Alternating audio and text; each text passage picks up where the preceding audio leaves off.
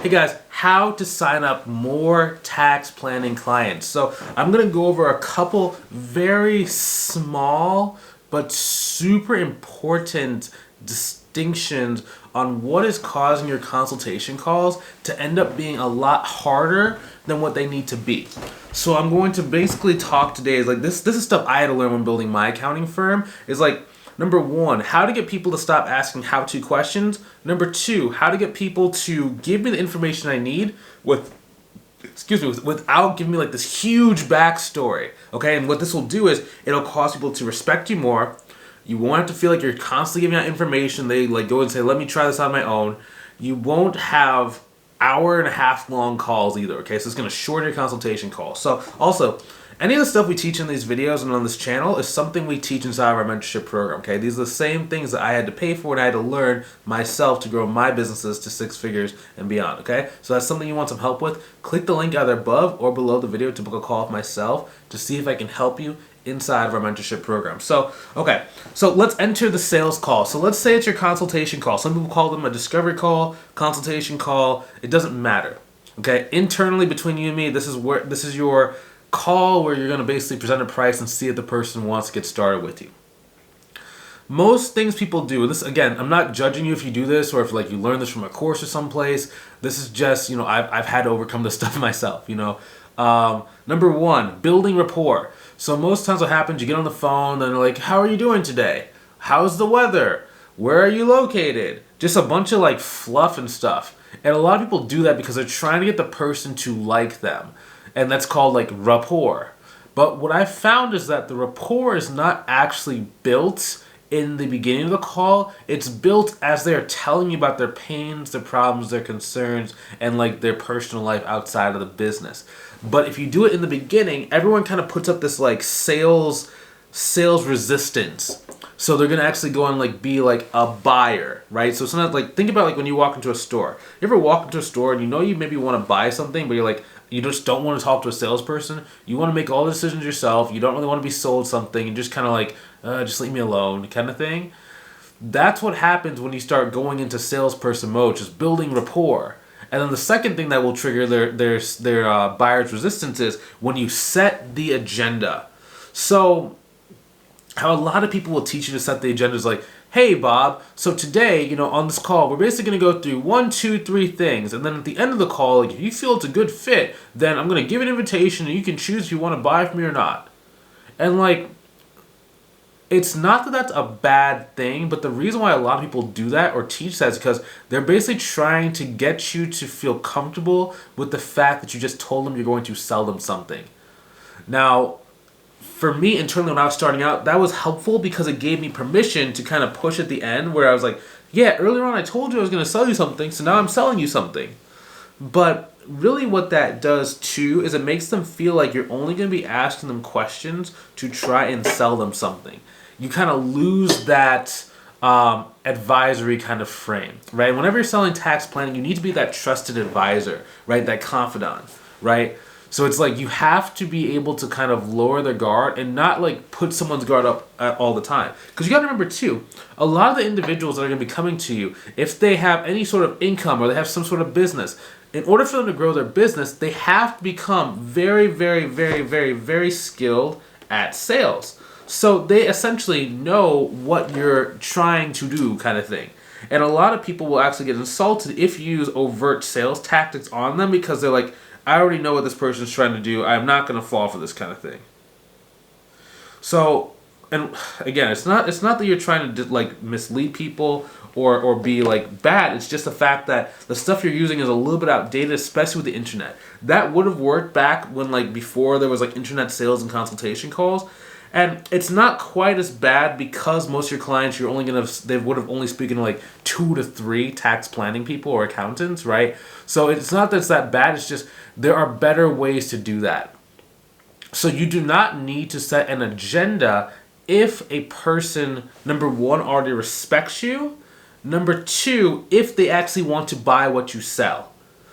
A lot of times what happens is in that setting the agenda thing, we're like, at the end of the call, I'm going to basically tell you like what our service looks like and you can choose if you want to be a part of it or not. They're trying to get someone to agree to making a decision at the end of the call. And that is basically saying the person doesn't want to make a decision, you have to convince them to make the decision. But if the person already wants to buy from you, you do not have to do that. They're just like, if they can afford it, they're like, let's go now. Like they will move the conversation forward. And there are a couple things you can do at the end of the call to kind of get someone to say yes. And either in this video or another video, we might go through that and like just kind of break that down, how I get people to pull out their credit card within the first call and say yes. In a very, very, very simple way. There's not really like any pressure. It's just very, very relaxed.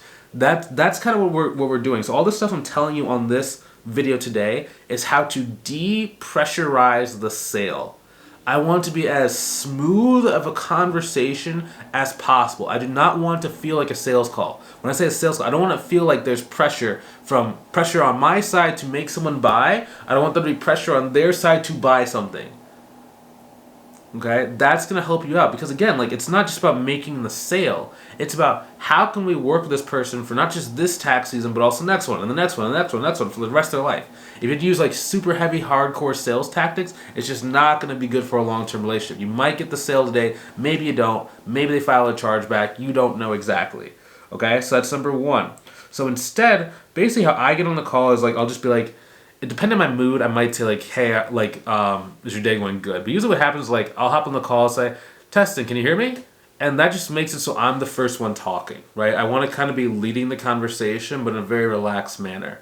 And sometimes people come on like, oh, hey, good to see you. How are you doing? If they say, how are you doing first, it's okay. If you say, how are you doing first, it sounds like a salesperson, right? If I just respond to it, then it's like, okay, just part of the conversation. Yeah, man, I'm doing pretty good. How's your day going so far?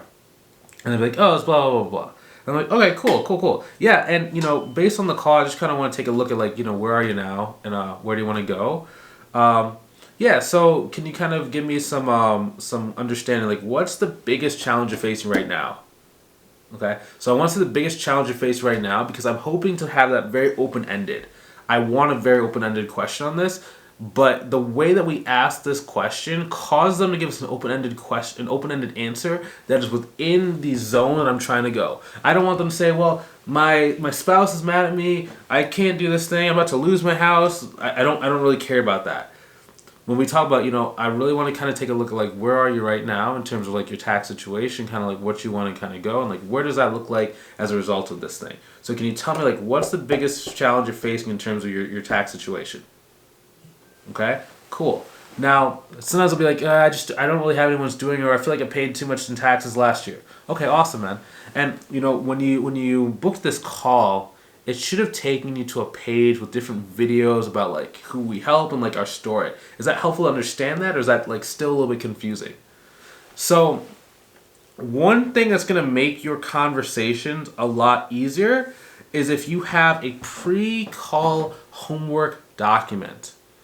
So whenever someone books a call with me, we'll redirect them to a thank you page. Based on the page is a video that talks about like what should they expect in the call, and there's a number of different testimonials and like different people we help, as well as like a walkthrough of our story, and just like different aspects of working together.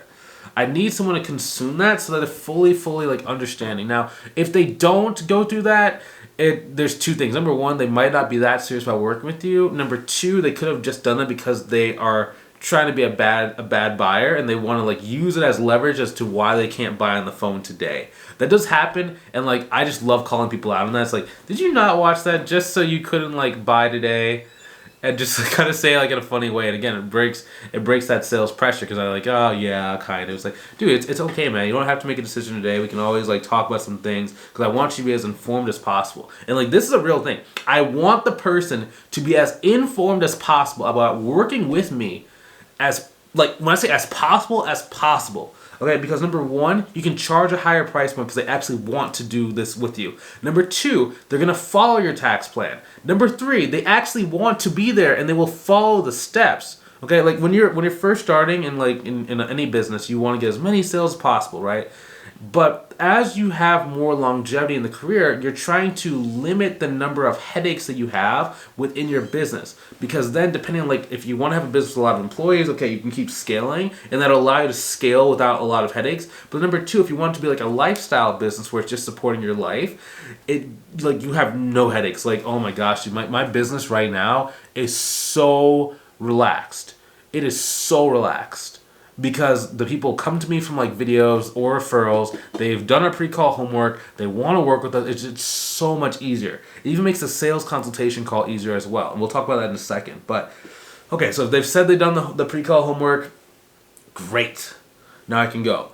If they haven't, I'm gonna like do the kind of like the teasing them kind of thing. Or what I'm going to do is I'm gonna ask like I'm basically going to go through my attractive character story. So attractive character story is basically what is like a 30-second summary of like who you are, how to get into this, what is kind of your track record, what do you help people with, and like what should someone who wants to work with you know about getting started with you.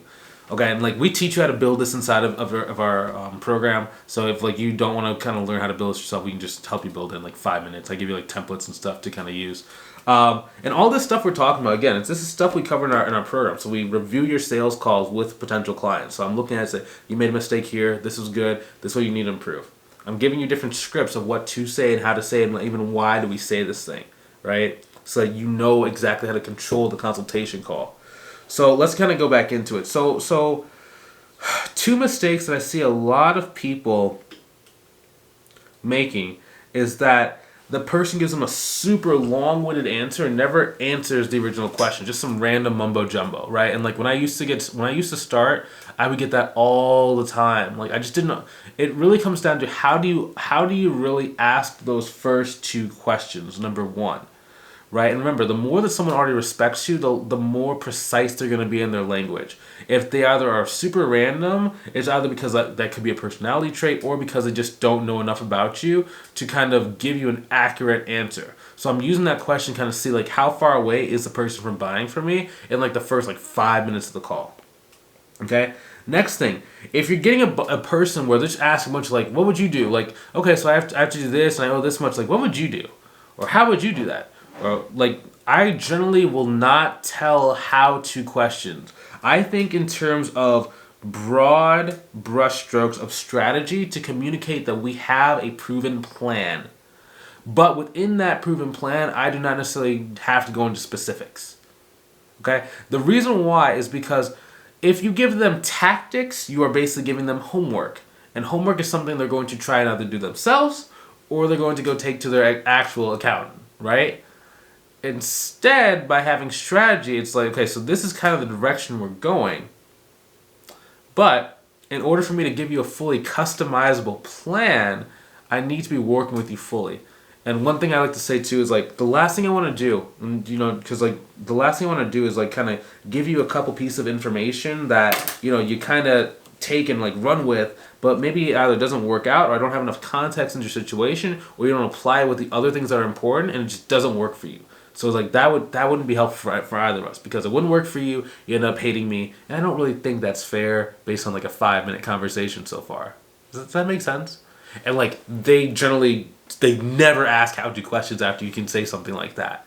And if they do, just be like, hey man, we kind of talked about, I can give you kind of like overall strategy and kind of like directions, but I can't really tell you like how to. It's just gonna be super destructive, and I don't want to be the reason why maybe you get in trouble with the IRS, maybe get in trouble with XYZ. It's just not worth it for us to do this on the call. But once we're working together and I can sit down, I know every aspect about you, and I have all the numbers, I would be happy to kind of give you more of the specifics specifically.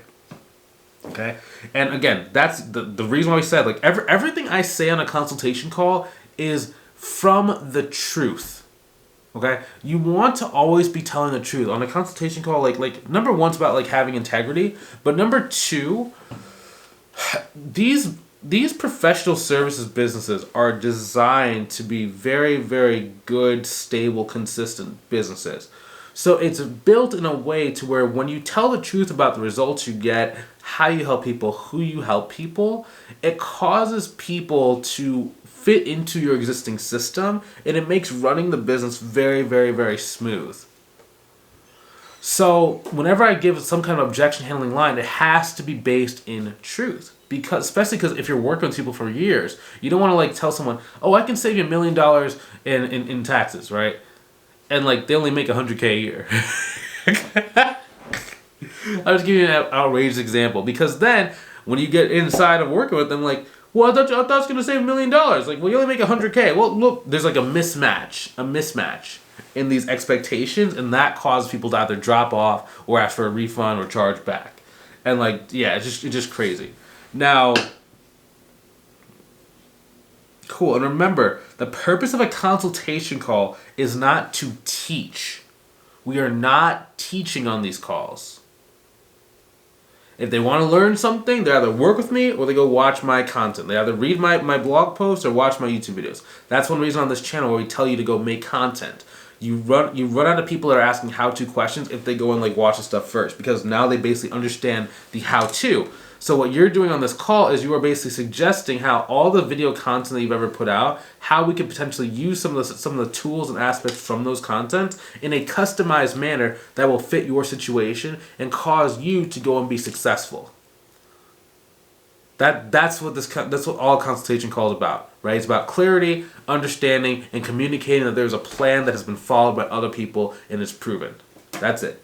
Okay? So I'm going to end this video here, and like just these 3 or 4 tips, if you can just implement this and really understand this, it makes everything else easier. Okay? And like in other videos, we're going to have like multiple videos inside of this series that talk about like how to do your consultation call like fully, but these are some tiny things. Again, in life, I think it's like the Pareto principle, 80-20. 20% of the things you do cause 80% of the results. The other 80% maybe cause like, it's like negligible how much they impact you. So if we can get these basics down, it makes everything else work easier. You don't even need to objection handle if you can ask the right questions. You don't need to objection handle if people actually want to buy from you.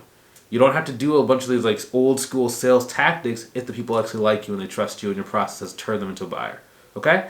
So hopefully you enjoyed this video. Hopefully you learned something new. Again, this is something that would have saved me so much time. Okay? So much time. I didn't know any of this stuff when I got started. If you want some help growing your business, like maybe you've like this video's been eye-opening, like Bryce. That was the first 5 minutes of the call, and I learned more stuff about this first 5 minutes of the call than what I even knew existed in sales. Imagine what else I can teach you. So if you want some help growing your business, go ahead and click the link inside the description, either above or below the video. Book a call with myself. Let's see if I can help you inside of our full mentorship program, okay? I'll talk to you soon. I'd love to see if I can help you out. Have a good one. Take it easy. Talk to you soon.